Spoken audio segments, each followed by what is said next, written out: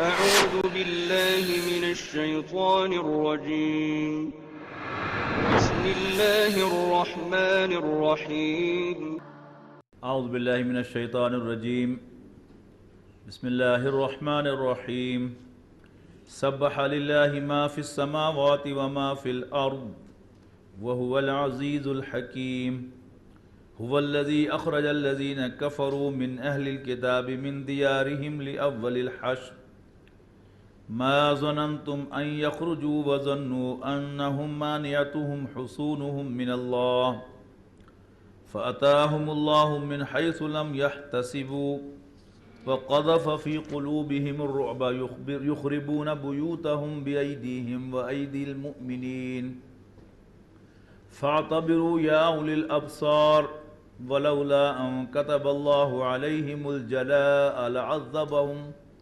لعذبهم في الدنيا ولهم في الآخرة عذاب النار ذلك بأنهم شاقوا الله ورسوله ومن يشاق الله فإن الله شديد العقاب سبح لله ما في السماوات وما في الأرض۔ یہ مدنی صورتوں کا جو سلسلہ اس وقت ہم پڑھ رہے ہیں یہ 10 صورتوں کا سلسلہ ہے۔ ان کی ایک خاص بات یہ بھی ہے کہ ان میں سے 5 صورتوں کا آغاز اللہ کی تسبیح کے ذکر سے ہوتا ہے۔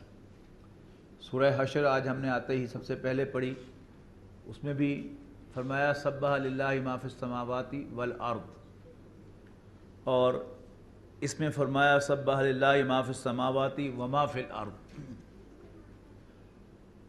پھر ایک سورت چھوڑ کر سورت صف آئے گی، اس کا بھی آغاز ہوگا سبح للہ ما فی السماوات وما فی الارض وهو العزیز الحکیم، یعنی ایگزیکٹلی سورہ حشر کی پہلی آیت سورہ صف کی پہلی آیت کے طور پر ریپیٹ ہوگی۔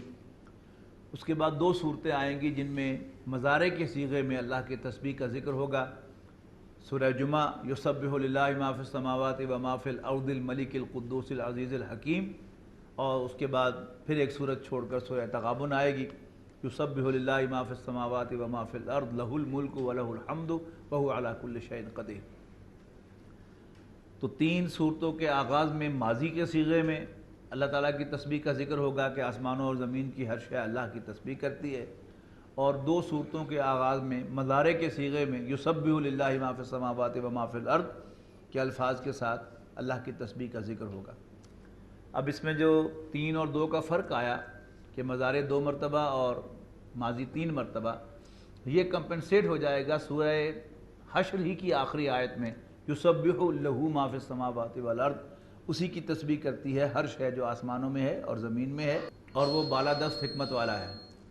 هو الذی اخرج الذین کفروا من اہل الکتاب من دیارہم لاول الحشر، وہی تو ہے جس نے نکال دیا اہل کتاب میں سے کافروں کو ان کے گھروں سے لاول الحشر، لشکر کے پہلے ہی اجتماع پر۔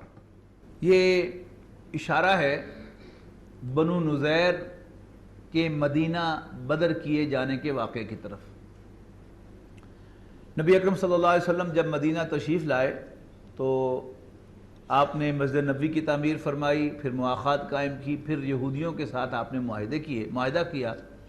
3 بڑے قبیلے تھے یہود کے جو مدینہ منورہ کے اندر اور اس کے پاس پاس آباد تھے، بنو قینقاع، بنو نذیر ضاد کے ساتھ، اور بنو قریظہ ضوء کے ساتھ۔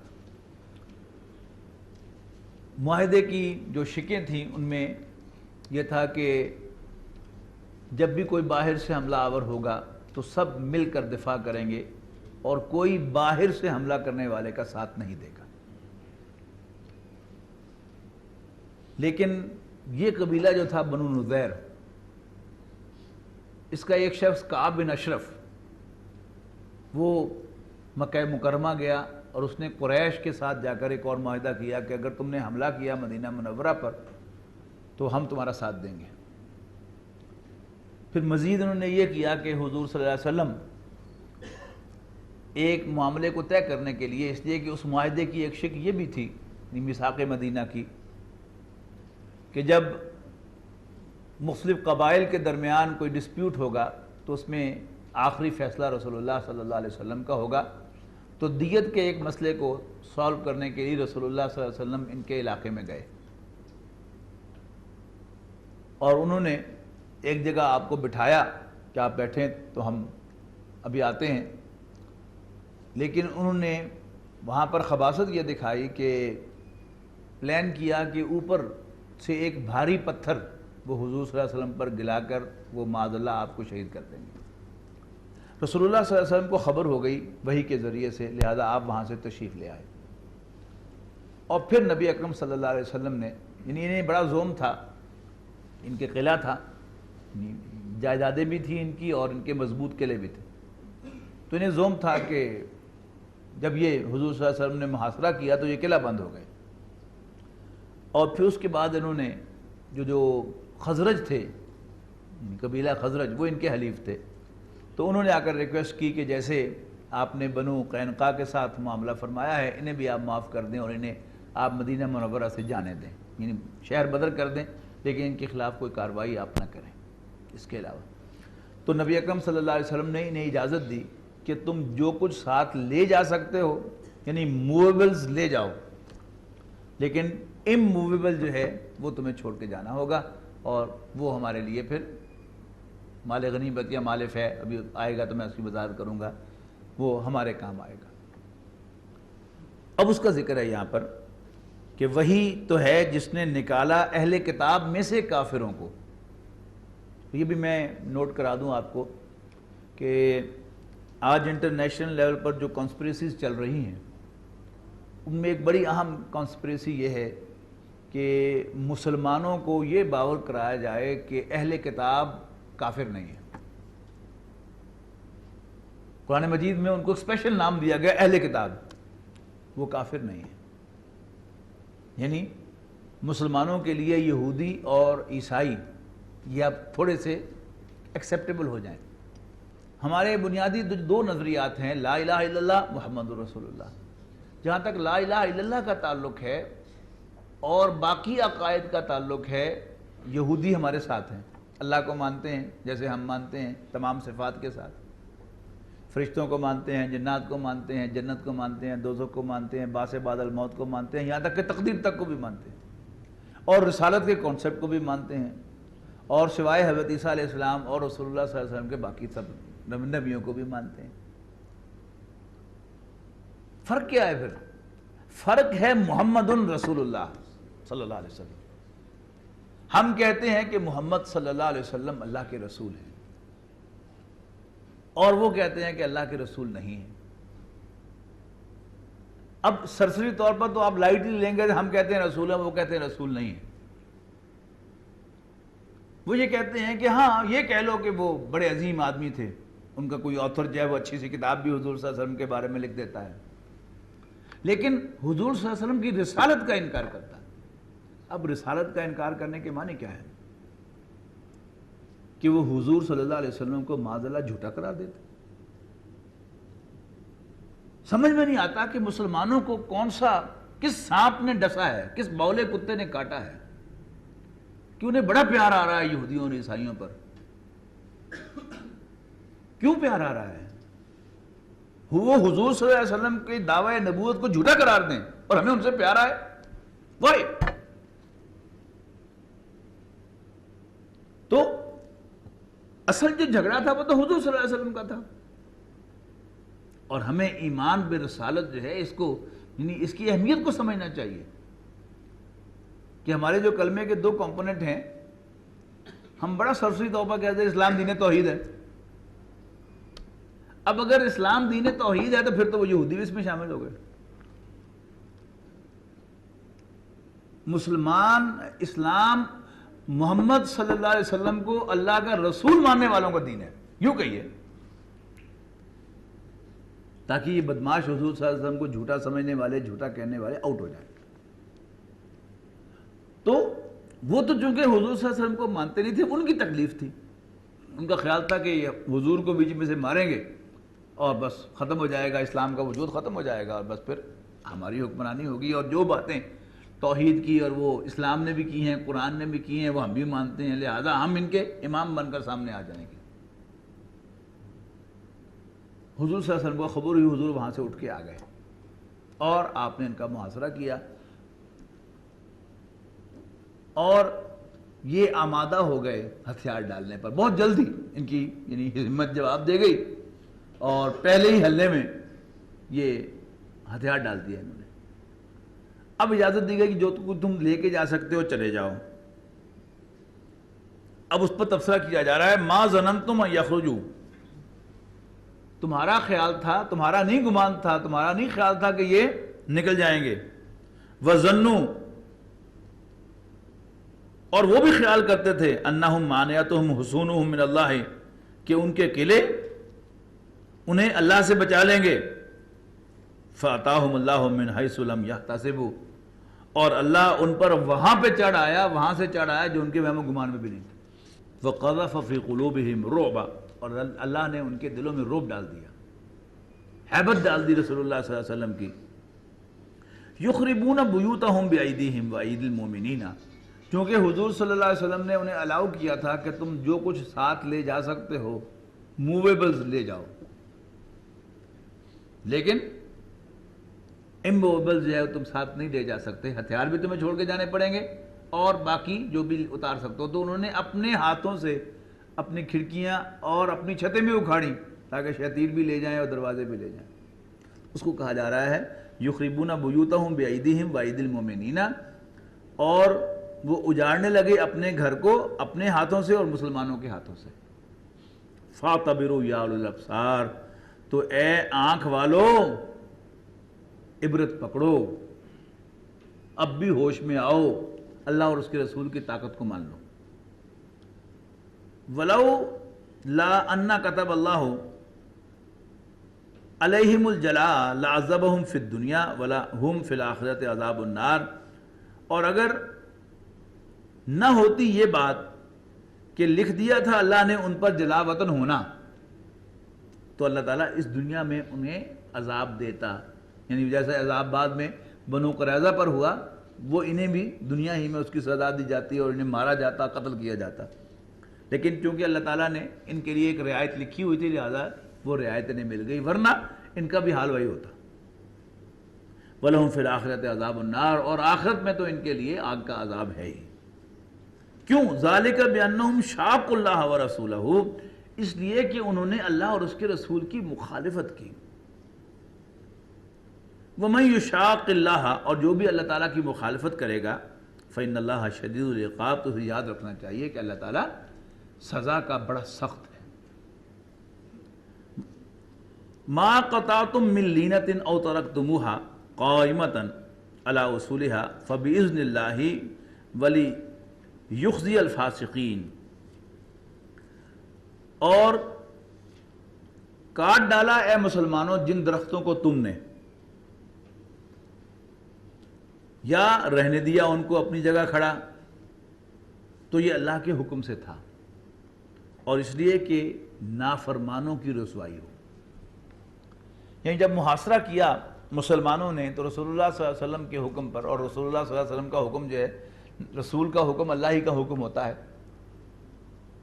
وہاں جو درخت تھے ان کو حضور نے کٹوا دیا. دو مقصد تھے اس کو کاٹنے کے. ایک تو اگر 10 بدس لڑائی ہو تو ان کو چھپنے کی جگہ نہ ملے، اوپن میدان میں لڑائی ہو، اور دوسرا انہیں ریڈیکیول کرنا مقصد تھا کہ یہ دیکھو ہم تمہارے درخت جو ہیں یہ کاٹ رہے ہیں، تاکہ وہ ڈی مورلائز ہوں. تو یہ دونوں مقصد جو ہے حاصل کرنے کے لیے کیا گیا. اب انہوں نے اس پر شور مچایا کہ واہ جی واہ، درختوں کو کاٹنا اور ہریاول کو ختم کرنا یہ کہاں کی دینداری ہے. اب اس کا ذکر آگے آئے گا. وَمَا أَفَاءَ اللَّهُ عَلَىٰ رَسُولِهِ، یعنی یہ اللہ کا حکم تھا، اور اللہ تعالیٰ کا حکم جو ہے وہ کسی چیز میں بھی اللہ کا حکم ہو جائے، وہ جو کل میں نے عرض کیا تھا وَمَا خَلَقْتُ الْجِنَّ وَالْإِنسَ إِلَّا لِيَعْبُدُونَ کے سلسلے میں، کہ اصل مقصد اللہ کی بندگی ہے. درد دل کے واسطے پیدا کیا ہے انسان کو، اور قرآن جب یہ قرآن کہتا ہے وَمَا خَلَقْتُ الْجِنَّ وَالْإِنسَ إِلَّا لِيَعْبُدُونَ، میں نے جنوں اور انسانوں کو صرف اس لیے پیدا کیا ہے کہ میرے بندے بنے. تو اب بندگی کا تقاضا کیا ہے؟ اللہ تعالیٰ کسی انسان کو قتل کرنے کا حکم دے دے جیسے حضرت ابراہیم کو حکم دیا تو وہ کرنا پڑتا ہے، درخت تو بہت دور کی بات ہے. تو یہ اللہ کے حکم سے تھا، اور اللہ تعالیٰ کی اتھارٹی جو ہے being the lord, being the آقا، وہ سپریم ہے۔ وما افاء اللہ علی رسولہ منہم فما اوجفتم علیہ من خیل ولا رکاب ولکن اللہ یسلط رسلہ علی من یشاء واللہ علی کل شیء قدیر۔ یہ دو ہیں مال، ایک ہے مال غنیمت اور ایک ہے مال فے۔ مال غنیمت کا حکم تو پڑھا ہے ہم سورہ انفال میں۔ مال غنیمت کیا ہوتا ہے کہ وہ مال کہ جو جنگ کے بعد مسلمانوں کے ہاتھ لگے، وہ مال غنیمت ہے۔ اس کے احکام کیا ہے؟ اس میں سے 5واں حصہ اللہ اور اس کے رسول کا بیت المال میں، اور باقی مجاہدین میں تقسیم ہوتا ہے۔ لیکن اگر کوئی جنگ نہ ہو، بغیر جنگ کے ہی دشمن جو ہے وہ سرنڈر کر دے اور اب مال چھوڑ جائے، وہ جو ہے وہ پھر اس میں مجاہدین میں تقسیم نہیں ہوتا، بلکہ وہ سارا کا سارا اللہ اور اس کے رسول کی کسٹڈی میں چلا جاتا ہے اور اللہ کے رسول کی ڈسپوزل پر چلا جاتا ہے۔ اللہ کے رسول کے لیے تو اس کا حکم فقہا نے یہ نکالا ہے کہ انہیں اپنی ذات پر بھی استعمال کرنے کا حق تھا، اپنے خاندان پر بھی استعمال کرنے کا حق تھا، لیکن بعد میں وہ امیر المومنین کی کسٹڈی میں چلا جاتا ہے اور امیر المومنین جو ہے اس کو مسلمانوں کے ویلفیئر کے لیے استعمال کر سکتا ہے۔ یہ مال فے کہلاتا ہے۔ تو کیونکہ یہاں پر جنگ نہیں ہوئی، محاصرہ ہی کیا تھا، وہ سرنڈر کر دیا، لہذا یہاں پر اللہ تعالیٰ نے حکم جو ہے وہ مال فے کا دے دیا۔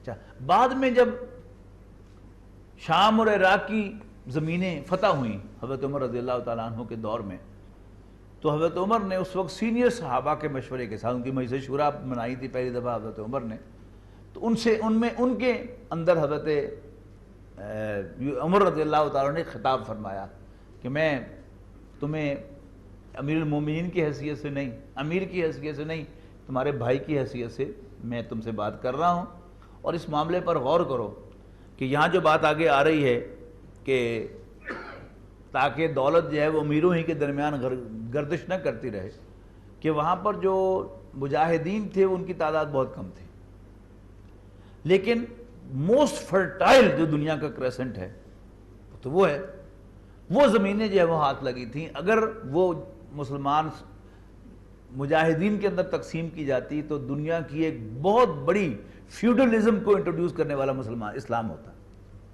تو حضرت عمر نے یعنی اس پر مشورہ کیا اور انہیں تجویز دی کہ میں یہ سمجھتا ہوں کہ ہمیں اسے بھی مال فے کے طور پر ٹریٹ کرنا چاہیے، اور یہ ساری کی ساری زمینیں جو ہیں یہ بیت المال میں آنی چاہیے۔ اسی پر پھر فقہا نے پھر یہ کیا کہ ایک مرتبہ جو زمین مسلمان بزور شمشیر فتح کریں، وہ کچھ عرصے کے لیے واپس کفر کے پنجے میں چلی بھی جائے، لیکن وہ خراجی زمینیں شمار ہوں گی، وہ عشری زمینیں شمار نہیں ہوں گی، مسلمانوں کی ذاتی ملکیت نہیں ہو سکتی۔ اور ہندوستان کی زمینیں چونکہ ہندوستان آزاد ہوا انگریز کے پنجے سے بعد میں بغیر لڑائی کے، لیکن اوریجنلی مسلمان سلاطین نے جو محمود غزنوی ہیں اور یہ مولیہ خاندان ہیں، انہوں نے کیونکہ فتح کی تھی یہ زمینیں، لہذا یہ خراجی زمینیں ہیں، یہ عشری زمینیں جو ہیں وہ نہیں ہیں، لہذا ان کا خراج ہوگا، یہ انہی جو مالکان ہیں انہی کے پاس رہیں گی، اور اس کا خراج جو ہے نصف جو ہے پورا وہ بیت المال میں جائے گا۔ یہ چیز جو ہے یہ پھر یہ پورا ایک مستقل ایک باب بنا، اور یعنی بہت سے جو لکھنے والے تھے فقہ، انہوں نے یعنی اس میں عشر کے مسائل جو ہیں وہ لکھے ہی نہیں فقہ میں کہ ہندوستان میں یہ اپلیکیبل نہیں ہے۔ تو وہ زمینیں کہ جو فتح ہوں اور اس میں اگر معاملہ یہ ہو کہ وہ مسلمانوں نے فتح کی ہوں تو پھر وہ بیت المال کے اندر جائیں گی، مال فے شمار ہوگا۔ حضرت عمر رضی اللہ عنہ کا یہ نہیں اجتہاد تھا، لیکن اب یہ اس بیک گراؤنڈ کے ساتھ پڑھیں گے تو یہ بڑی آسانی سے سمجھ میں آ جائے گی۔ وما افاء اللہ علی رسولہ، اور جو کچھ بھی لوٹا دیا اللہ نے اپنے رسول پر، منہم ان کی طرف سے، فما اوجفتم علیہ من خیل ولا رکاب، اور نہیں دوڑائے اس پر تم نے اپنے گھوڑے اور نہ اونٹ، ولیکن اللہ یسلط رسلہ علی من یشاء، لیکن اللہ تعالیٰ اپنے پیغمبر کو، اپنے رسول کو جس پر چاہے تسلط عطا فرما دیتا ہے، واللہ علی کل شیء قدیر، اور اللہ تعالیٰ ہر چیز پر قادر ہے۔ ما افاء اللہ علی رسولہ، اور جو بھی لوٹایا اللہ نے مال اپنے رسول صلی اللہ علیہ وسلم پر، من اہل القریٰ، بستیوں والوں سے فَلِلَّهِ وَلِلرَّسُولِ وَلِذِي الْقُرْبَى وَالْيَتَامَى وَالْمَسَاكِينِ وَابْنِ السَّبِيلِ كَيْ لَا يَكُونَ دُولَةً بَيْنَ الْأَغْنِيَاءِ مِنْكُمْ، اور جو لوٹایا اللہ نے اپنے رسول پر مال بستیوں والے سے تو وہ اللہ کے لیے، اللہ کے رسول کے لیے، اللہ کے رسول کے قرابت داروں کے لیے۔ اب یہ نوٹ کیجئے گا کہ زکوٰۃ جو ہے وہ بنو ہاشم کو نہیں دی جا سکتی، لیکن یہ جو مال فے ہے اس میں باقاعدہ قرآن مجید میں ان کو حقدار قرار دیا گیا۔ یہ ذوی القربیٰ جو ہیں یہ رسول اللہ صلی اللہ علیہ وسلم کے رشتہ دار ہیں، یعنی بنو ہاشم۔ والیتامى، اور یتیموں، والمساکین وابن السبیل، اور مسافروں کے لیے، کئی لا یکون دولتاً بین الاغنیاء منکم، تاکہ دولت تم میں سے دولت مندوں ہی کے درمیان، اغنیاء ہی کے درمیان گردش نہ کرتی رہے، سرکولیشن ہو۔ یعنی دو دنیا کی بڑی بڑی اکانومیز جو تباہ ہوتی ہیں وہ سرکولیشن نہ ہونے کی وجہ سے اور اکومولیشن آف ویلتھ کی وجہ سے ہوتی ہیں۔ تو یہاں ایک اصول دے دیا گیا کہ اسلام کے پیش نظر، اللہ کے پیش نظر یہ ہے کہ وہ دولت صرف امیروں ہی کے درمیان گردش نہ کرے، بلکہ بیت المال میں جمع ہو جائے اور پھر وہ اس سے یتیموں، مسکینوں اور مسافروں اور یہ سارے جو ویلفیئر کے کام ہیں یہ اسٹیٹ کے سطح پر ہوں اور یہ سورس آف انکم بنے اسلامی ریاست کی۔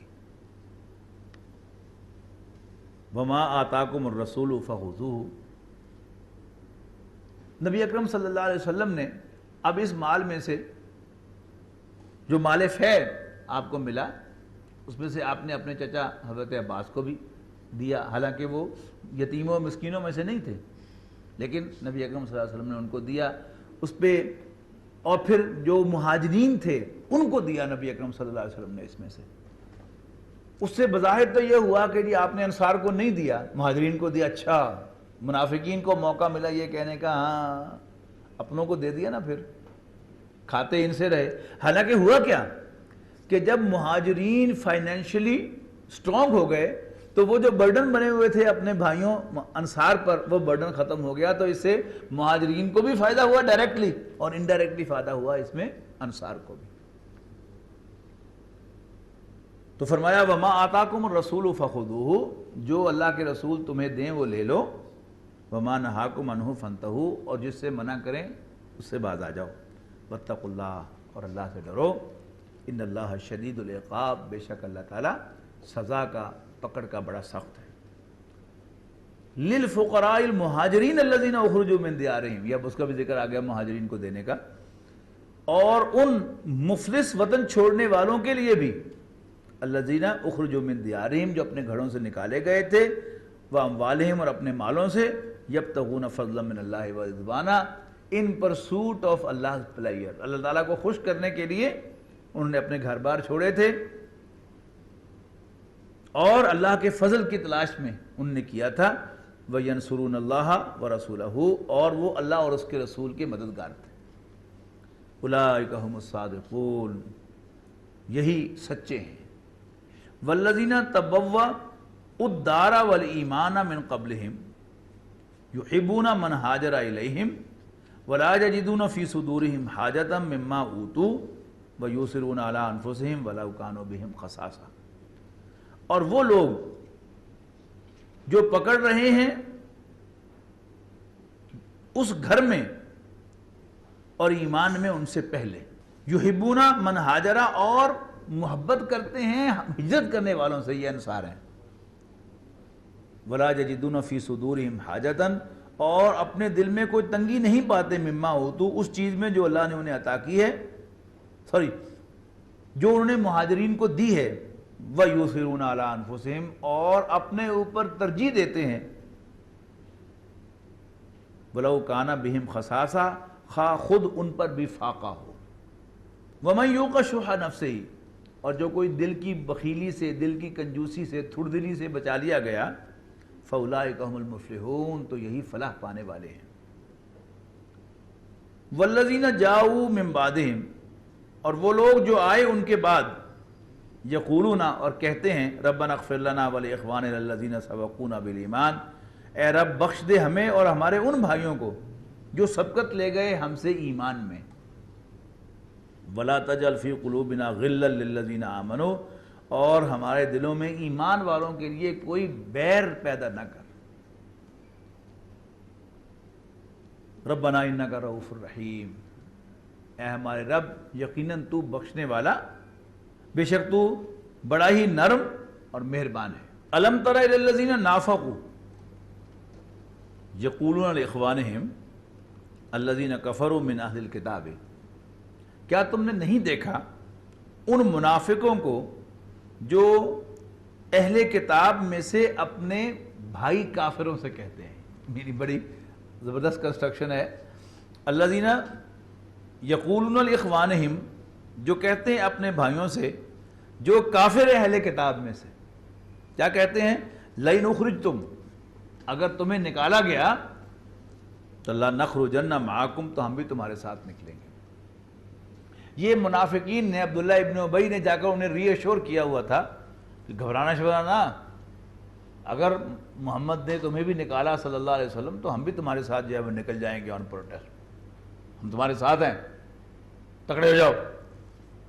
اب اس کا ذکر ہو رہا ہے کہ الم تر الی الذین نافقوا، کیا تم نے نہیں دیکھا ان منافقوں کو، یقولون لاخوانہم الذین کفروا من اہل الکتاب، جو اہل کتاب میں سے اپنے کافر بھائیوں سے کہتے ہیں لئن اخرجتم، اگر تمہیں نکالا گیا لنخرجن معکم، تو ہم بھی تمہارے ساتھ نکل جائیں گے، ولا نطیع فیکم احدا ابدا، اور ہم تمہارے معاملے میں کبھی بھی کسی کا کہنا نہیں مانیں گے۔ اب یہ کسی کون ہے؟ رسول اللہ صلی اللہ علیہ وسلم۔ وَإِن قُوتِلْتُمْ، اور اگر تمہارے ساتھ جنگ کی گئی لَنَنْصُرَنَّكُمْ، تو ہم تمہاری مدد کریں گے۔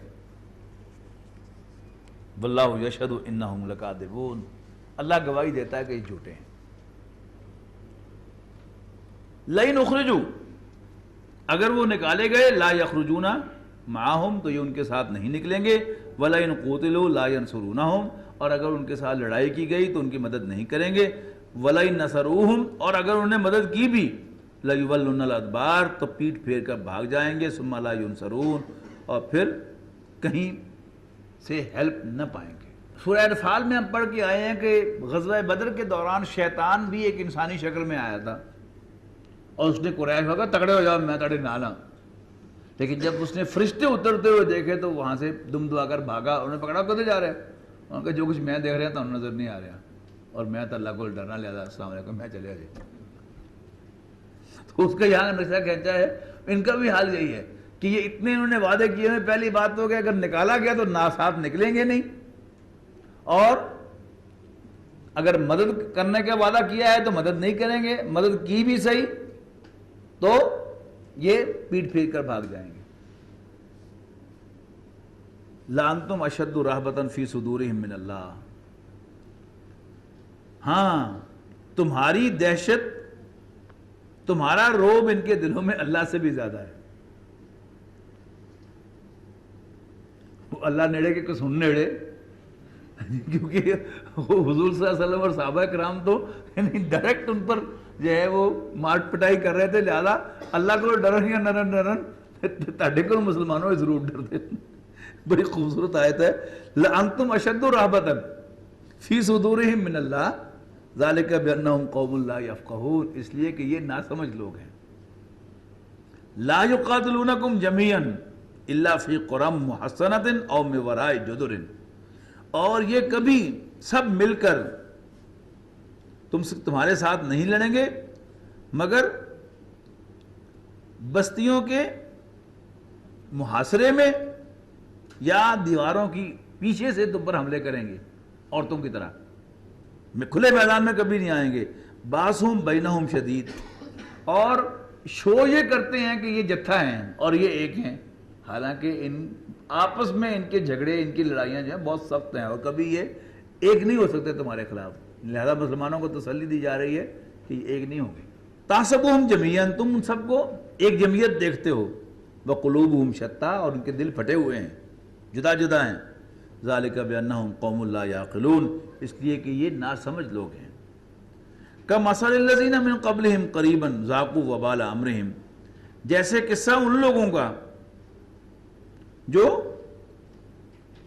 ان سے پہلے ہو چکے ہیں، قریباً قریب ہی ذاقوا وبال امرہم، انہوں نے اپنی کرتوتوں کا مزہ چکھ لیا، اپنے اعمال کی سزا پالی، وَلَهُمْ عَذَابٌ علیم، اور ان کے لیے ایک دردناک عذاب ابھی تیار ہے قیامت کا۔ کمثل الشیطان، یعنی ان سے پہلے بنو قینقاع کے ساتھ یہ معاملہ ہو چکا تھا، وہ انہوں نے دیکھا ہوا ہے۔ کمثل الشیطان اذ قال للانسان اکفر، بالکل شیطان کی طرح کہ وہ انسان کو کہتا ہے کہ انکار کر دے تو، فلما کفر، لیکن جب انسان انکار کر دے گا تو قیامت کے دن کہے گا اللہ سے انی بریء منک، اللہ کی عدالت میں کہ میرا تم سے کوئی تعلق نہیں ہے، انی اخاف اللہ رب العالمین، میں تو اللہ رب العالمین سے ڈرتا ہوں۔ فَقَانَ عَاقِبَتَهُمَا أَنَّهُمَا فِي النَّارِ خَالِدِينَ فِيهَا، پھر انجام دونوں کا یہی ہوگا کہ دونوں آگ میں ہمیشہ ہمیش کے لیے ڈالے جائیں گے۔ وَذَلِكَ جَزَاءُ الظَّالِمِينَ، اور یہی بدلہ ہے ظالموں کا۔ علامہ اقبال کے پاس ایک فلسفے کا طالب علم حاضر ہوا، اس نے پوچھا کہ جی آپ کا فلسفہ خودی جو ہے اس کی سورس کیا ہے؟ علامہ نے کہا کل بتانا، کل آنا میں بتاؤں گا۔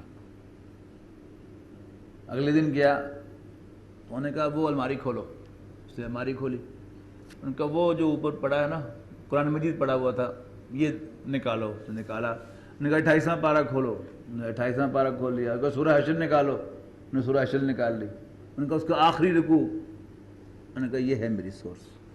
قرآن مجید کی بڑی گلوریس مقامات میں سے ہے اور بڑے اہم فلسفیانہ نکات جو ہے اس ایک رکوع کے اندر ہیں۔ یا ایھا الذین آمنوا اتقوا اللہ، ایمان والو اللہ سے ڈرو، وَلْتَنْظُرْ نَفْسٌ مَا قَدَّمَتْ لِغَدٍ،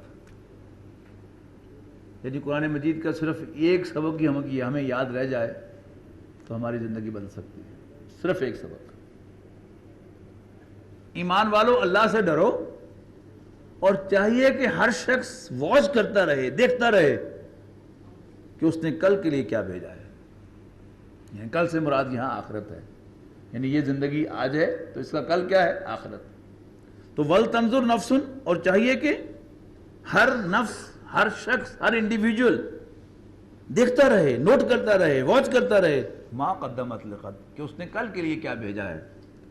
وَاتَّقُوا اللَّهَ، اور اللہ سے ڈرو، ان اللہ خبیر بما تعملون، بے شک تم جو کچھ بھی کرتے ہو اللہ تعالیٰ اس سے باخبر ہے۔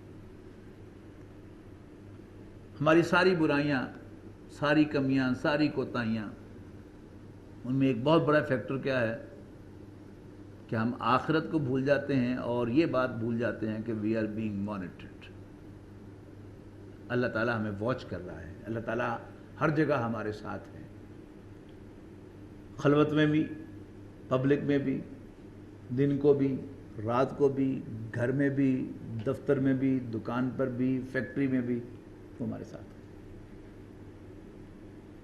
اور خوف خدا، تقوی، یہ ہے دین کی اصل سپرٹ، اور یہی سب سے زیادہ نایاب چیز ہے۔ یعنی خوف خدا پر تقریر کرنا یہ آسان ہے، اس پر کوئی کتاب لکھنا یہ بھی آسان ہے، لیکن وہ جو کہا تھا بہادر شاہ ظفر میں، ظفر آدمی اس کو نہ جانیے گا کہ وہ کتنا ہی صاحب فہم و ذکا، جس عیش میں یاد خدا نہ رہی، جسے تیش میں خوف خدا نہ رہا۔ بہت بڑا ایسٹ ہے انسان کے لیے خوف خدا، اللہ تعالیٰ ہمیں وہ عطا کرے تو سارے مسئلے حل ہو جائیں گے، زندگی ہماری بدل جائے گی۔ تو اے ایمان والو، یا ایھا الذین آمنوا اتقوا اللہ، ایمان والو اللہ سے ڈرو، وَلْتَنْظُرْ نَفْسٌ مَا قَدَّمَتْ لِغَدٍ، اور چاہیے کہ ہر شخص واچ کرتا رہے، نوٹ کرتا رہے، دیکھتا رہے کہ اس نے کل کے لیے کیا بھیجا ہے۔ پھر وَاتَّقُوا اللَّهَ، اور اللہ سے ڈرو، ان اللہ خبیر بما تعملون، بے شک جو کچھ بھی تم کرتے ہو اللہ تعالیٰ اس سے باخبر ہے۔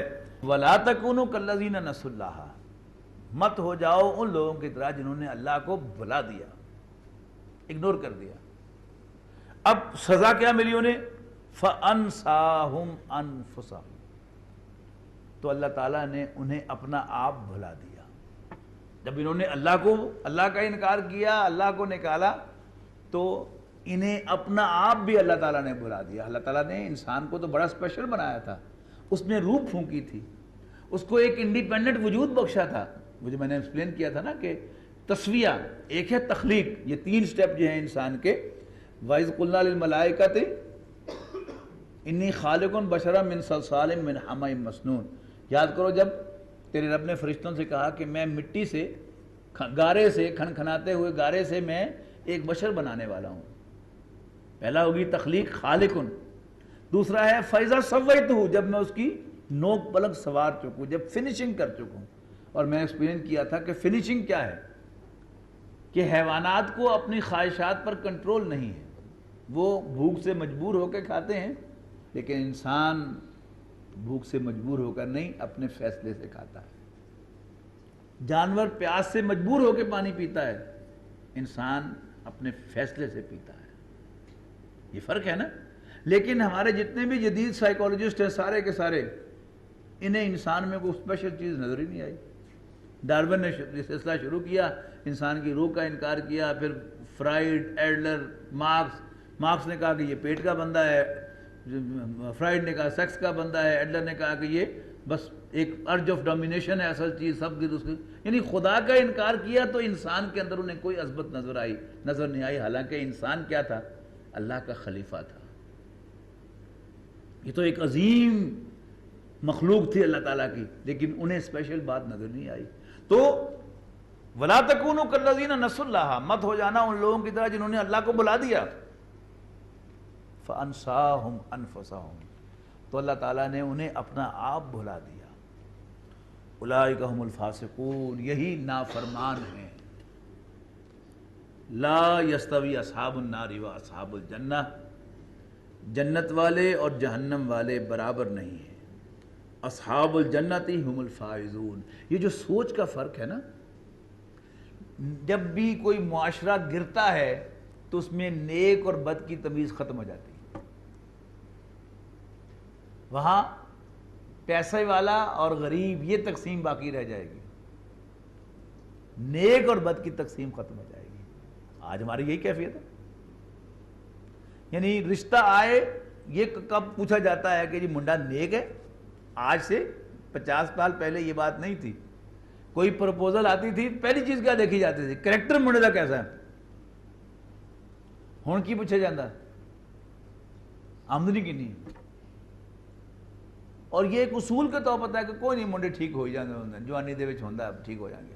مقصد یہ ہے کہ اب ہمیں وہ کنسیڈریشن ہی نہیں ہے, پوری تھڑی سوکھی رہنی چاہیے.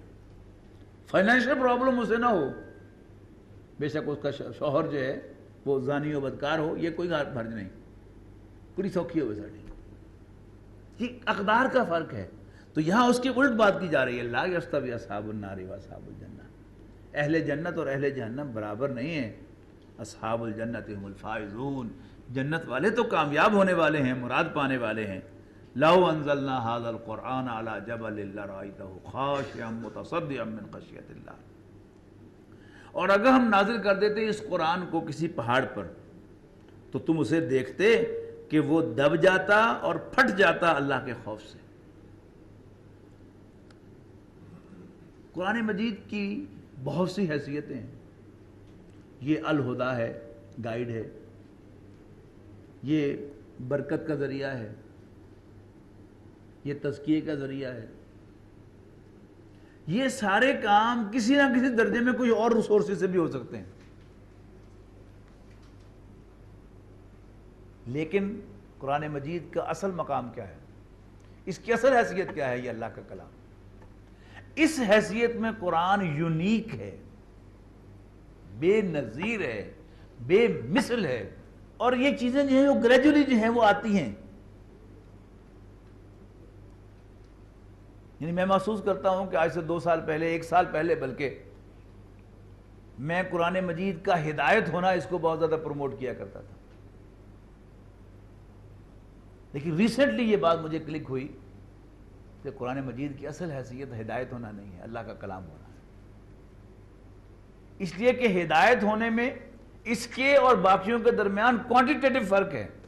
یہ الہدا ہے, باقی ہدایتیں ہیں, گائیڈنس ہیں, ڈائریکشنز ہیں, اور یہ ایبسولوٹ ڈائریکشن ہے. لیکن کلام اللہ ہونے کے اعتبار سے اس کے ساتھ کا ہے ہی کوئی نہیں. اور یہ سٹیپ بائی سٹیپ آئی ہے. یعنی کچھ سال پہلے مجھے کلک ہوئی یہ بات کہ حضور صلی اللہ علیہ وسلم کی اصل حیثیت، یعنی حضور صلی اللہ علیہ وسلم کو صادق اور امین کی حیثیت سے پروموٹ کرنا اصل میں ایویژن ہے، اوائڈ کرنا ہے حضور صلی اللہ علیہ وسلم کو رسول ماننے سے. حالانکہ حضور کی اصل حیثیت کیا ہے؟ محمد رسول اللہ. ہمارا کلمہ کیا ہے؟ محمد امین نہیں ہے، محمد صادق نہیں ہے. حالانکہ وہ حقائق ہیں، حضور سچے بھی ہیں، امین بھی ہیں، لیکن کلمہ کیا ہے؟ محمد رسول اللہ. اسی طرح قرآن مجید کے بارے میں یہ بات یاد رکھنے کی ہے کہ قرآن مجید کی اصل حیثیت وہ کلام اللہ ہونے کی ہے، اور یہ کلام اللہ ہونے کی حیثیت سے ہی اس کی یہ حیثیت ہے. ورنہ ہدایت کے اعتبار سے اس کا یہ مقام نہیں ہے کہ یہ پہاڑوں پر ڈالا جاتا تو پہاڑ گر جاتے.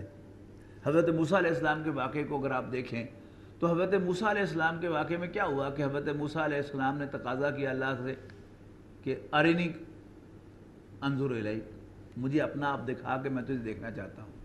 تو اللہ نے فرمایا لن ترانی، تو مجھے نہیں دیکھ سکتے. اچھا، میں اپنی تجلی اس پہاڑ پر ڈالتا ہوں، اگر وہ ٹھہر گیا اپنی جگہ پر تو پھر تم مجھے دیکھ سکو گے. اور ہوا کیا کہ تجلی پڑی اور موسیٰ علیہ السلام دور سے دیکھ کر ہی بے ہوش ہو گئے. اب چونکہ کلام اللہ بھی اللہ کی صفت ہے نا، تو اللہ تعالیٰ کی ذات کی تجلی تو بڑی دور کی بات ہے. کوئی پہاڑ جو ہے وہ اللہ تعالیٰ کی صفت کی تجلی بھی نہیں سہ سکتا. اور کلام اللہ ہونا چاہیے، اللہ کی صفت ہے. قرآن اللہ کا کلام ہے، گائیڈنس اس کی صفت ہے قرآن مجید کی، لیکن اس کی جو اصل حیثیت ہے وہ کیا ہے؟ یہ کلام اللہ ہے. اس حیثیت میں اگر یہ کسی پہاڑ پر ڈالا جاتا، پہاڑ پر نازل کیا جاتا، تو پہاڑ بھی اس کو سہ نہ سکتا، اس کا متحمل نہ ہو سکتا. لو انزلنا هذا القرآن على جبل لرأيته خاشعا متصدعا من خشیۃ اللہ وتلک الامثال نضربها للناس. اور یہ مثالیں ہیں جو ہم لوگوں کو سمجھانے کے لیے بیان کرتے ہیں، لعلہم یتفکرون، تاکہ وہ ان پر غور و فکر کریں. هو اللہ الذی لا الہ الا ہو، اللہ تعالیٰ کے نام قرآن مجید میں جا بجا آئے ہیں، سورتوں کے شروع میں آئے ہیں، آیات کے آخر میں آئے ہیں. وَهُوَ العلیم الحکیم وَهُوَ السمیع البصیر وَهُوَ الغفور الرحیم. لیکن قرآن مجید میں اللہ تعالیٰ کے ناموں کا سب سے بڑا گلدستہ جو ہے وہ اس مقام پر ہے. هو اللہ الذی لا الہ الا ہو، وہی ہے اللہ کہ جس کے سوا کوئی معبود نہیں ہے. عالم الغیب والشہادہ، کھلی اور چھپی باتوں کا جاننے والا. هو الرحمن الرحیم، وہی رحمان و رحیم ہے. هو اللہ الذی لا الہ الا ہو، وہ اللہ کہ جس کے سوا کوئی معبود نہیں ہے. الملک القدوس السلام المؤمن المہیمن العزیز الجبار المتکبر. کتنے نام آگے کٹھے؟ اللہ لا الہ الا ہو 2، الملک 3، القدوس 4، السلام 5، المومن 6، المہیمن العزیز الجبار المتکبر. اور اس سے پچھلی آیت میں کون کون سے آئے؟ عالم الغیب والشہادہ اور الرحمن الرحیم. ترجمہ کر لیں ان کا. الملک بادشاہ، اس کے سوا کوئی معبود نہیں. الملک بادشاہ ہے، القدوس پاک ہے، السلام سلامتی دینے سلامت ہے، المومن امن دینے والا ہے، المہیمن پناہ دینے والا ہے، العزیز آل مائٹی ہے، الجبار irresistible ہے، المتکبر عظمت والا ہے. سبحان اللہ عما یشرکون، اللہ پاک ہے اس شرک سے جو اللہ کے ساتھ کرتے ہیں. هو اللہ الخالق الباری المصور له الاسماء الحسنى، وہ اللہ ہے بنانے والا، گھڑنے والا، ڈرا کرنے والا. اصل میں یہ تین جو ہیں، الخالق الباری المصور.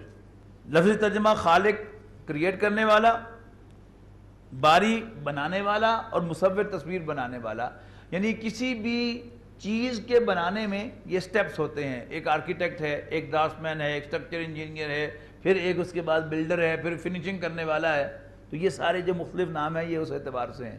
کہ جب انسان کا وجود نہیں بھی تھا تو اللہ تعالیٰ نے اس کی پکچر جو ہے وہ بنائی تھی، ایسے ہی بائی ایکسیڈنٹ نہیں بنا۔ جیسے ایک آرکیٹیکٹ جو ہے وہ باقاعدہ جو کچھ بننا ہوتا ہے اپنے ذہن میں بنا کر وہ اس کی تصویر بنا کر آپ کو دکھا دیتا ہے کہ یہ آپ کا گھر ایسا ہوگا۔ لہ الاسماء الحسنی، سارے اچھے نام اسی کے ہیں۔ یسبح لہ ما فی السماوات والارض، آسمانوں اور زمین کی ہر شے اسی کی تسبیح کرتی ہے، وہو العزیز الحکیم، اور وہ بالادست حکمت والا